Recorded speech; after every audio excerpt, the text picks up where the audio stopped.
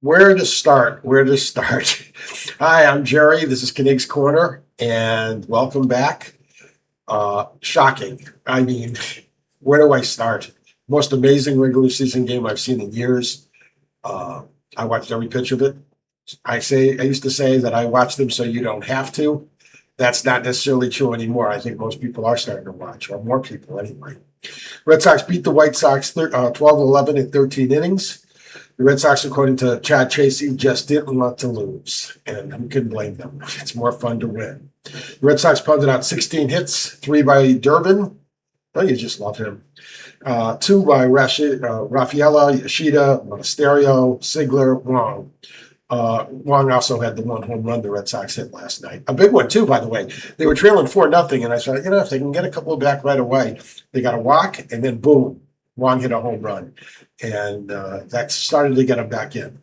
Every reliever pitched for the Red Sox last night.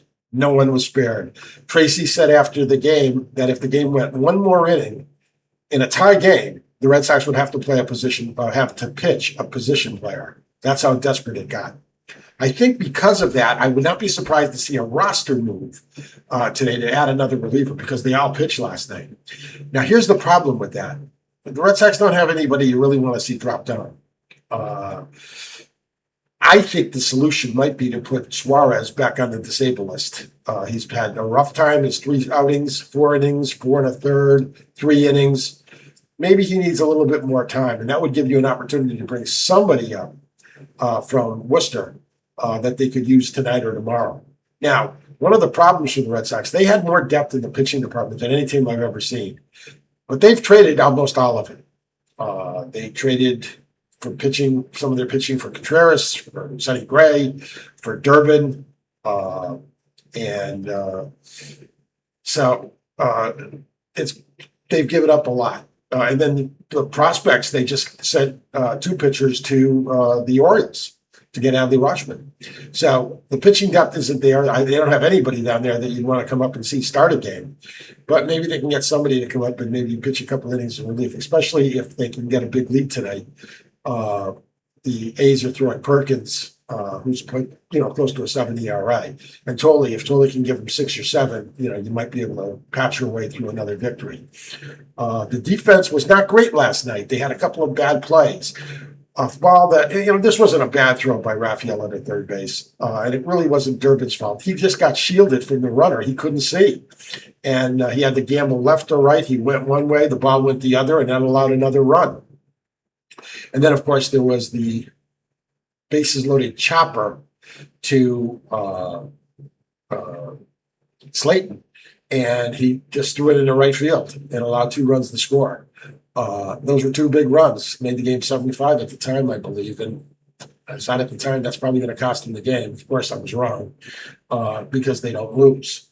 The team has character. There's no question about that. And you see the culture of what they're trying to create there. Guys like Durbin, guys like Ziegler. Contreras, certainly a leader. Although I was telling a friend earlier today, one thing that Contreras cannot win this year is the MVP award. And he said, why? I said, he's now missed 7 games.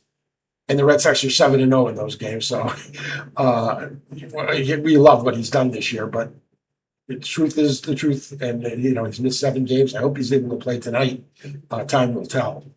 Not just because they're winning now, by the way. But I love the way Chad Tracy manages a game as opposed to Alex Cora. He'll play small ball when he has to. He'll play big ball when he has to. I'll give you an example. Last night in the 13th, the Red Sox get the ghost runner on, and he doesn't bunt Rafaela over. He wants him to swing. And the reason for that is, and Lou said this right after, but I was already thinking that, if they bunt him to third, they're going to walk Abreu, and then they're going to walk Durbin. And you lose 2 of your best hitters. Once they got Rafaela out, they did walk Abreu. And then Durbin got the single to win the game. By the way, bad for the general manager, for the manager of the White Sox. The center fielder was playing way too deep. You have to cut down a little bit. You have to be able to throw a guy out at the plate on a ball. Just like Durbin hit. If he was playing 3 feet closer in, if the ball's hit over your head, the ball's hit over your head. you tip your hat and say, oh, the Red Sox won, which they were forced to do anyway. Tonight's going to be a tough game. One, they were out there for 4 hours in the steaming heat last night, so they were all pretty beat from that. Secondly, they used every reliever on the team, so they're going to really have to patchwork to see who's even available tonight. Chapman should be. He has only pitched in one of the last 3 days. Bad call, by the way, by the catcher on that split finger to Meredith, who was a pretty good ball player. Red Sox gave the White Sox 4 players, and they're all good. Kyle Teal, who's out injured right now, will be their catcher for the next 10 years. And Braden Montgomery made a nice sliding catch on a ball hit by Duran. And I think it was by Duran. It might have been by either Duran or Brad Tracy said it best last night. It's tough trying to remember everything that happened in this game because there was just so much. But they've got good players from the Red Sox, and the Red Sox got a great player from them. Let's see. Sox have run the winning streak to 8 on this current run, with 3 games coming up against and they've won their 9th straight series. Now, here's the rub about that. They could probably run it to 10, but to match the Red Sox all-time record of 11 is 4 games in Toronto next week. It's tough to win 3 out of 4. You go 2 out of 2, or 2-2, and that's not a winning series. Now, the Toronto did trade Gosman, and now Yasevich has got on the disabled list, so the starting pitchers for Toronto won't be as good, so maybe that'll make it a little easier for the Red Sox. Who knows? But they're in a race now. They're 5 games behind the Rays. They're 1 half game behind the Yankees in the win column. They actually tied them up in the loss column. So that's pretty good. And the Red Sox got more good news last night. The other teams that are, I keep track of this every day for you, that are in playoff contention with the Red Sox. Minnesota won, but that was it. Cleveland lost, Baltimore lost, Seattle lost, Toronto lost. Right now, according to the ESPN numbers, the Red Sox have a 96% chance of making the playoffs.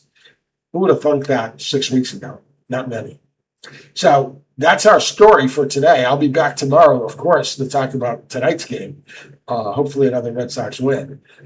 Last night was just captivating while you watch, and we're certainly impressed with what the Red Sox have done. So once again, I'm Jerry. This is Kinnick's Corner. If you like the show, give us a like, give us a subscribe. Leave a comment. We like that. We'll read them. And go Red Sox.